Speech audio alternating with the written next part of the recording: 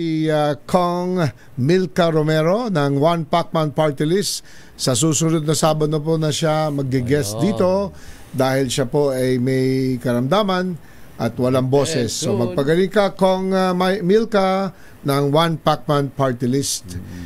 Ulitin ko lang, ang nanalo sa MBC Millones Grand Draw winner, 1 million pesos, Miss Annalyn G. Larisma, 39 years old ng Katarman, Northern Samar. At meron mga nanalo naman ng tiga 100,000 at 10,000. Consolation winners, meet si Rafa QC, Erlinda Turla, Macari City, Beverly Albert, may Kawayan, Bulacan, Margarita T. Alvarez, Quezon City, Daisy Rin de la Cruz, Nueva Ecija. Regional prize winners, Honel E. Mayo, Quezon City, Juliana L. Lakip, Kalip, La Union, taga Luzon naman to, Roger Agustin Isabela, Roger Agustin Jr. Isabela, Jonalyn Jornacion Benguet, Mary Grace Valencia, Cagayan, Mark Anthony C. Doroni, Ilocos Norte, mga regional prize winner, Ronaldin Grace Season Isabela, Sila Rios ng Rojas City, wow, talagang nationwide ha, Dexter G. Delica ng Cebu City, Corazon Bertulto, Tacloban City, Alexandra Bocanegra ng Cebu City, Jason Cherry Villanueva ng Aklan, iba pang regional prize winner, Angelica M. de la Cruz ng Aklan, Ederlina Tuba, Davao City, Liani Amores ng Bukidnon, si Shane May Zambas ng Misamis Oriental, Florencia R. Encluna ng Davao City, Estrella S. Barbecho ng Bukidnon, at si Imelda P. Buok ng Misamis Oriental. Congratulations! Siyempre, nagpapasalamat din ang Manila Broadcasting Corporation sa Pride Detergent, Starwax, Norwax, White Rose, Charm Fabcon, Shield Bath Soap, Smart Dishwashing Unit Toothpaste, San Miguel Pale Pilsen, Cobra Energy Drink, at Yakult. Ang awarding kanina ay na-witness ng DTI representative na si Mr. Edsel John Lingon at MBC representative Mr. Louis Vertusio. Congratulations! Panahon na mananalo rin tayo. Tsaka tayong lahat. Kahit di manalo ng cash, we experience miracles in life. Iyon. 30 years ago. 30 years. Yun ang nangyari kay Cory Quirino. Wow. Imagine 30 years ago. Ito, anniversary 30 years Imagine, ago. Cory. Ito na istorya. Oh, yes. So, ikwentuhan mo kami. Are you ready? We're ready. Go. Kailangan bukas na bukas ang inyong kaisipan, ay inyong kaluluwa, ay inyong puso. Kailan nangyari ito, Cory? 1995. Yun. Yung TV show ko sa ABS-CBN pa. Correct. Anong pamagat? City Life. Ayun, City Life. Kaya ka ba nandun sa Quezon nun? Nagte-taping kami sa Lake Caliraya, Laguna. Laguna. Sa isang lugar na it is a spiritual center, recreation center. Hindi recreation to have fun. Tapos creation. I-create. Okay, so magbabago ng isang tao. Nandiyan pa ba yan? Hindi ko alam kung nandun pa sila. Para malamang, yes, nandun pa sila. So, sinushoot namin yon. Tapos, dapat nag-overnight ako, pero marami akong mga appointments sa Manila. So, sinabi ko sa host na si Reverend Joseph Mock. If he's listening now, Reverend Joseph, this is our story. Yes. Hi, Reverend. Sabi ko, I have to go back. Sabi ng cameraman ko, siguro may kutob siya. Sabi niya, Ma'am, dito na kayo mag-overnight. Huwag na kayo mulis. Gabing-gabi na. Sabi niya, hindi, kailangan ko talaga pumunta sa mga appointments ko. Tigas ang ulo ko. So, paglabas ko lang alam nyo, sa recreation center, tatawid ka sa lake. May lake doon di ba? Lake Caliraya. Correct. Tatawid ka, tapos pagbaba ng sa bangka, merong parking lot. Napakadilim. Meron akong napansin na taong sumusunod sa akin, pero sabi ko, baka siyang may-ari na isa pang kotse, naghahanap din ng kotse niya. At wala talaga akong kamalay-malay o parang sense of apprehension or sense of danger. Lahat tayo dapat merong ganon. Dapat alerto tayo palagi. At all times. At Premonitions. all times. Yes. Para sa mga kababaihan, napaka-importante ito. Be aware and beware. Dapat hindi kayo nag-iisa sa isang lugar na madilim. Tama. At dapat marami kayong kasama. Pagpupunta kayo sa isang lugar, never be alone. Tama. Mga anak. Okay, lesson yan. So, pagdating sa kotse, pagpasok ko sa kotse, paglabas na ng parking lot, doon na hinarang ang kotse ko. In 5 minutes, hinarang na ang kotse ko sa daan. At that time, ang governor si Joey Lina. At that time. Pero mag-isa ka, may driver ka. May driver ako. Pero huminto ang driver. Sabi ko, Manong, bakit ka huminto? Talagang frozen siya sa kotse. Bakit? Tinutukan Kasi siya? takot na takot siya kasi nakita niya yung mga tao. Kita mo na. Patakbo na, papunta na sa kotse. May armadong lalaki. Hindi ko nakita eh. Oo. Pero kasi tinitingnan ko yung... Yan, tama. Baba. Yan, sabi nila, bumaba kayo ngayon din, buksan ang mga pinto. Ang ginawa ko naman, ko, nilak ko yung mga pinto ng kotse. Sabi ko, anong laban itong lock ng kotse kung may mga baril sila? So sabi ko, hindi ito nangyayari sa akin, parang pelikula. Ito na. Ano ka pa nung kay... So, ang unang ginawa ko talaga, nagdasal ako. Our Father, Hail Mary, Glory be. Tapos, I said to myself, kailangan talaga buksan ng pinto. Kung hindi, babarilin din kami. So, inunlock ko yung pinto, pasok mga 5 armadong lalaki. 5? Kasi van. Sa isang Toyota Corolla. Imagine, kasama ko yung aking wardrobe assistant. Liit. Tapos yung driver at ako. So, 8 kami sa loob ng isang... Wow! Pa kayo, pinagalit. Ang unang ginawa nila, pinosas nila yung driver. Sino nagmaneho? Sila, no? Yung isa sa mga kidnapper. Hindi ko alam na akala ko robbery. Kaya sinabi ko sa kanila, kunin nyo na yung mga kagamitan namin, mga pera, alahas namin, pero, pati kotse, iwan nyo na lang kami sa daan. Ayaw nila. Sakto, ito na. Ayaw, nung umayaw sila, sabi ko, oh my goodness, talagang I'm in trouble here. Pero, anong gagawin ko? Nagdasal ka, spirited ka. Oo. Ready to fight ka. Walang tigil ang aking pagdadasal. Tapos dinala kami sa isang lugar na at that time, hindi ko alam, bitukang manok sa Quezon. Yung daan mo ng Bicol. So, malayo yun, ha? Malayo kasi, pag ganun yung daan. Sabi ko, anong klaseng daan ito? Sabi, I've never been there. Ang dilim. It was a moonless night. Can you imagine? Yung puso ko, andito na sa aking lalamunan, sa takot ko. Tapos sabi ni Carlo J. Caparas, nung gusto niyang gawin yung pelikula, yung storya ko, sabi niya, Cory, hindi yan takot, sindak. Ayun, nasindak. It goes beyond fear. Talagang, it's the kind of takot na nanginginig ka, hindi ka nagugutom, hindi ka nauuhaw, hindi ka napapagod, alertong-alerto ka kasi gusto mo talagang tumakas. You want to be free. Kaya alam ko kung anong dinadaanan ng mga taong na naging kidnap victim. Ang unang talagang mahalaga sa iyo ay inyong libertad, your liberty, your freedom, yung kalayaan mo. Pag alam mo nang nasakop, ito na. So, walang tigil ang aking pagdadasal. Tapos dinala kami doon sa isang gubat. At the time, di ko alam, Quezon National Park. Quezon National Park.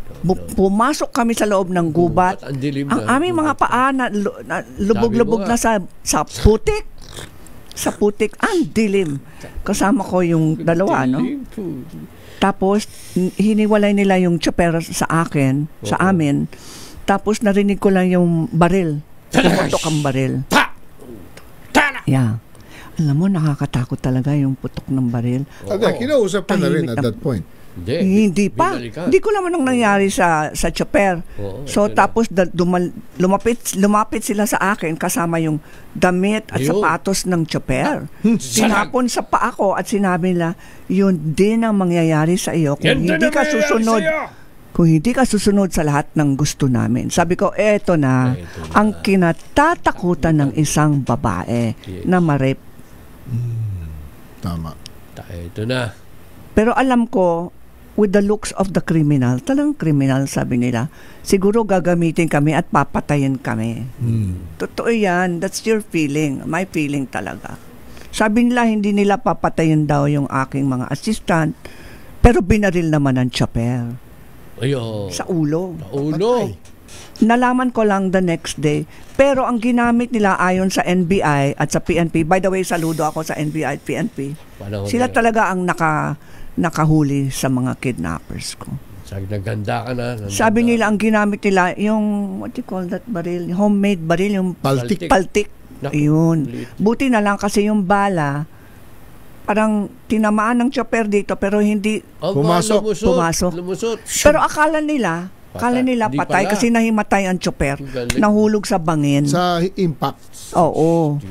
Okay, so Na-save. after that, sabi nila, ito ang gagawin namin sa iyo. Kung hindi ka susunod sa amin, talagang papatayin ka namin. Sinabi nila sa akin. At that moment, alam mo na wala ka nang magagawa Ayan na, kinausap ko na yung Panginoon. Sinabi ko, Lord, ikaw ang nagbigay ng buhay sa akin. Ikaw lamang ang may karapatan na kumuha ng buhay ko. Hindi sila. Hindi ang kanilang mga baril at kanilang mga balisong, kundi kayo rin. So you take my life, not them. They have no power over me. Pero kung panahon ko na, if it's my time, I accept. Kaya lang, may kondisyon ako, Lord. Nagbibigay ko ng kondisyon. Anong kondisyon yan? Oo, sinabi ko, bata pa ako. You can still use me. No. Nangako na ako sa Panginoon. You can still use me. I'm still young. At that moment, maniwala po kayo, my hand on the Bible. Meron akong narinig na boses sa kaliwang tenga ko. Boses ng parang thunder. Kulub. Boses lalaki pero hindi boses ng tao. Ang sabi ng boses, it's not your time. Hindi mo pa panahon. So, anong unang binigay sa akin? Diba? Wow. Habang may buhay, may pag-asa. May pag-asa. Ang binigay sa akin ni Lord ay pag-asa. At maniwala. At kailangan manalig tayo. Kaya ang ginawa ko, inalay ko na yung buhay ko sa kanya. Sinurrender ko na. Yan ang kapangyarihan ng isang dasal. That you surrender to the Lord. Pero may bahay ba? Hindi nila kasi sa bahay. Okay. Nalaman ko, later on na, nung nahuli sila, ang kanilang safe house ay nasa Camarines. Malapit sa Baaw. Kasi dinala kami sa kanilang safe house. Bahay siya. Hindi. Siya ay isang resort. Sabi daw nila, kasabwat daw nila, naririnig ko lahat ng mga kinakwento. Talagang ina-absorb ko lahat ng impormasyon. Kaya sabi nila, kailangan patayin daw ako. Kasabwat nila ang? Sinong kasabwat nila? Sabi nila, ang kasabwat nila, ex-mayor. Huwag na nating importante. Hindi ko alam ang pangalan. Inalay mo na, hindi ko alam kung anong lugar. Sinabi mo, biyahala ka na. Naalala ko, ilang araw kang in captivity? Actually, I was held for mga 24 hours lang. Kasi sa susunod na araw, sa pagsikat ng araw, kasi hindi kami natulog, kain lang doon sa resort. Ano pinakain sa'yo? Yan. Mabuti tinanong mo. Ang gusto nilang kainin ay karne. Gusto nilang steak or bulalo or baboy. Tapos sabi nila, kumain ka. Sabi ko, hindi ako kumakain ng karne. Gulay. Special meal pa. Ano kinakain mo? Sabi ko, gulay at prutas at isda. Ano? Kinakain mo yung pagkain ng mahihirap? Ibang thinking din. Ang pagkain namin ay pagkain ng mga mayayaman. Ganon. Iba kultura. Tapos, talagang ininsulto nila ako. Talagang, I cannot say the word on the air. Pero at that time, alam na nila kung sino ka. Hindi pa. Kasi kinuha nila yung mga ID ko. Nakita nila ABS-CBN. So sabi nila, magpapadala kami ng ransom.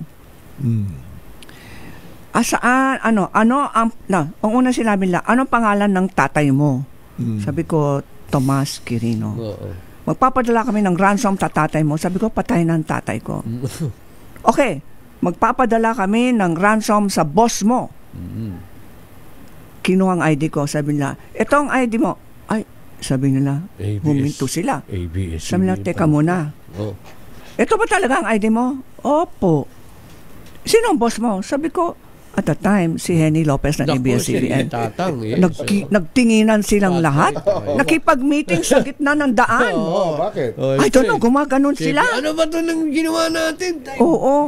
Si Catherine Bernardo pala ito nakuha natin. So, pagbalik nila sa akin, sabi nila, kailangan patayin ka na. Anak ko. Kasi talagang mapeperwisyak kami sa iyo kasi media ka. Oo, gagalit na. Sabi ko, hindi. Kasi kung meron kayong paninindigan, kailangan i-broadcast natin yun. Correct. Diba? Kung talagang meron kayong paninindigan. Kasi sabi nila mga NPA daw sila. Nung pala hindi. Criminal syndicate talaga. Doon ko nalaman na hindi sila NPA, may mga paninindigan, di ba? Ito na, NPA. Miracles. Ito na yung miracle. Nag-NPA lang kuno. Yun. So, sabi nila, nagdesisyon sila na pupunta na lang sila sa kung nasaan ang pera ko.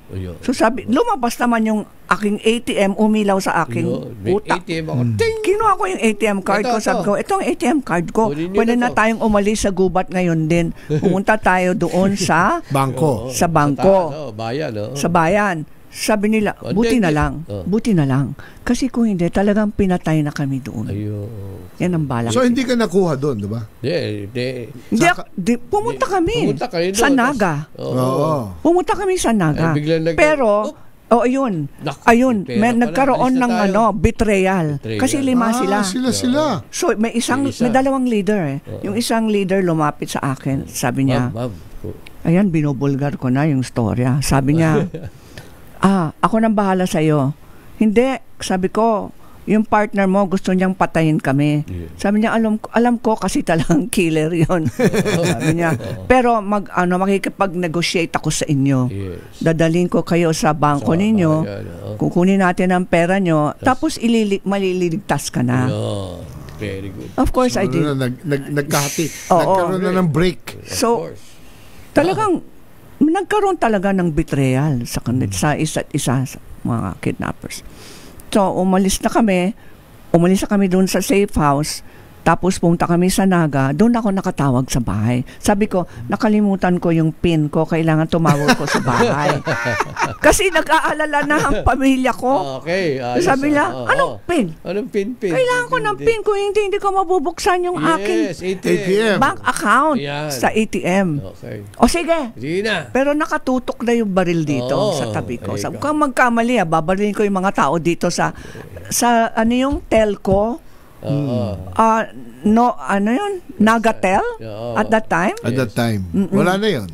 So, nakatawag ako sa bahay. Kaya, kinunwari ko na lang natin, kinausap ko yung aking housekeeper. Tinatanong ko yung ATM ko, yung PIN ko. Yung housekeeper, iyak. Ma'am, wala anong PIN? Di ko alam ang PIN ninyo. Tinalamuhay pa kayo. So sabi ko, basta sabihin mo na lang sa anak ko, uuwi na si Mami. Buhay si Mami. Nung sinabi ko ang buhay pa si Mami, doon natakot ang aking housekeeper. Tumawag na siya sa mga kaibigan ko na may kilalang mga general, mga pulis, mga ganun. Wala. So finally, ano oras ka na-release? Bakit ka sa bayan? Dinala kami sabi ko, pupunta kami sa ATM. Sabi naman ng kidnapper, wag na lang, doon na lang sa Manila. Kasi siguro mas maraming pera nandoon. Yes. Doon pa rin kayo sa kotse mo. Marami kayo sa kotse. Yes. So, di mas mabuti para sa akin, di ba? Manila. So, kaya lang, pagdating na sa... Kita nyo, checkpoint. Nagkaroon kami ng... Biglang umulan sa daan. Tapos, nagkaroon ng car crash sa isang punong niyog. Siya yun. Kabila. Pagkatapos wala na, sirang-sira na yung kotse. Naku. Kaya nag-hijack sila ng mga tao sa daan. Ayun. In the middle of the pouring rain. Naku. Lakas ng ulan. Oh. Tapos ako nandoon, nakatayo sa daan. Ako yung bait. Pero doon sila nasa likod ko. Yeah. Naghahanap ng mga kotseng dumadaan. Ayaw nila, nalaman ko na yung utak nila, yung takbo ng utak nila. Yes. Ayaw nila yung mga kotseng maraming tao. Isa lang. Gusto nila yung mga kotse na meron lang isang matanda. Yeah. Amin na yan. Oo. Isang matanda o isang couple lang. So isang van ay huminto sa harap namin. Yun. At may sticker sa van. Yun ba yun? Palaging merong senyal o mensahe sa atin sa buhay. Yung sticker sa van. You have to read the signs. The sticker sa van said, Couples for Christ. Wow! Couples for Christ. Yeah, merong mensahe. Member. Sabi ko, another message of hope. Of hope. Diba? So, huminto ang van, pumasok kami, at nagpapanggap silang bodyguard ko. Pero at that time, nasaktan ang aking assistant. Yes. Yung sa car crash, nagkaroon ng car crash, parang tinamaan na ang kanyang ulo, lumobo ang kanyang ulo. So sabi ko, kailangan dalhin ko sa ospital. Naawa sila sa aking assistant. Buhay pa ba yung assistant mo? Buhay. Pero hawak-hawak ko siya eh. Pero nag-pass out siya. She was in a mild coma. Nagkaroon siya ng head contusion. So dinala namin sa isang clinic. Ang pangalan ng isang doktor doon sa clinic ay na sinabi niya wala sila mga instrumento to treat head trauma. Kailangan dalhin sa mas malaking ospital. Hospital, very good. So, remember, you heed the signs. May mga senyal. Yes. Anong pangalan ng doktor? Kaya my hello to you, Doc. Thank you very much. Dr. Bayani. Uy! Yeah. Dr. Bayani. Ano pa, di ba? My hero! So, at this point... At that point, nakita ko si Doc, sinusulat niya yung plate number ng kotse. Very good. Kasi sinabi ko sa kanya, nagkaroon ako ng 1 minute makausap si Doc. Sabi ko, Doc, pakisabi lang kinikidnap ako. Si Cory Quirino ako. Ganun lang siya. Hindi siya makasalta. Pero nakita ko siya sinusulat na yung plate number. Pagdating sa Calawag, Quezon, nagkaroon na ng police blockade. Huli. Hindi pa. Hindi pa rin. Hindi pa. Binaril nila ang mga tires, ang mga gulong. Wag mo na sabihin lahat. Talagang niram nila ang yung checkpoint. Tapos sabi nila, basta step on the brake, sabi nila, step on the gas, sabi nila sa driver. So, pagdating sa may second checkpoint. Pero na naman. Tapos narinig na yung wangwang. Natakot sila sa wangwang. Kaya sabi ko sa kanila, tumakbo na kayo, andyan na ang pulis. Ayun. Bumaba na sila sa van. Hinila ako, sabi na, hindi, hostage ka. Tapos, tinaasan niya yung baril niya, tinutok niya sa harap ko, lapit na sa ulo ko, sa harap ko, sabi niya, sama ka, hostage ka. Sabi ko, hindi ako sasama sa iyo. Tapos, remember yung dasal na binigay ni Lord sa akin. Blood of Christ cover me and deliver me from danger. Instead of praying for myself, ang dasal ko ay, blood of Christ cover him. Ba? Yung iyong captor. Pinagdasal ko siya. Blood of Christ cover him. Alam mong ginawa niya? Binaba niya yung baril at tumakbo na lang sila. Blood of Christ. Yan lahat ang sila himala. umalis. Umalis sila. Iniwan ka sa van. Tumakas sila. Iniwan kami sa van. Doon lang ako umiyak. Miracle of life. Talaga, blood of Christ cover me. Dugo ni Kristo, takpan niyo ako at iligtas niyo ako sa panganib. Ano exact petsa nung release mo? September 23. 1995. Magpapamisa tayo ngayong taon na ito. Yes, God is good. Pangalawang buhay ko na yun. Pilgrims of Hope. Huwag tayong mawala ng pag-asa. The following day, in-interview ko siya. Yes. Si Rick ang nag-interview sa akin. Imagine, ha? Tsaka si Ted Pailon. I was working for Channel 5. Ako ang chief desk editor. Sabi ko, kilala ko yan. Pupunta ako sa bahay. Yes. Talagang porsigido si Ricky, oh. Andun siya sa loob ng bahay. 3 a.m., no? 4 a.m. At 30 years after, nandito nandito siya sa Disney. Yes, imagine. God is good. Andito na naman kami. To bring hope. Miracle Anyway, story. yan po ang aming Miracle of Life story today. Overtime na kami at overtime naman lahat. Lahat naman, overtime. Kami po ay nagpapasalamat sa inyo at nakinig kayo sa araw na ito sa aming programa. Tandaan nyo, tuwing alas 4 hanggang 5 ng hapon, may announce ko muna. Of course, happy birthday at Tito Tony Meloto. Ngayon, Lord Nagibani, Bennett Bertulfo Del De La Cruz. Yan. At, siyempre, thank you, Lord, si Marge. Yes, healing story. Ay, Ma'am Marge. Miraculous Ang healing ganda rin din yung story yun. niyan. God is good. Ikikwento Thank you. natin yan sa susunod. Yeah, thank you. Tandaan nyo, alas 4 hanggang 5 ng hapon na programang Kaya Mo Yan. Ako po si Chairman Ricky. Ako po, si Cory Quirino. Ako po si Ever the Generous. Gingo. See you next week sa programang Kaya mo yan. Bye!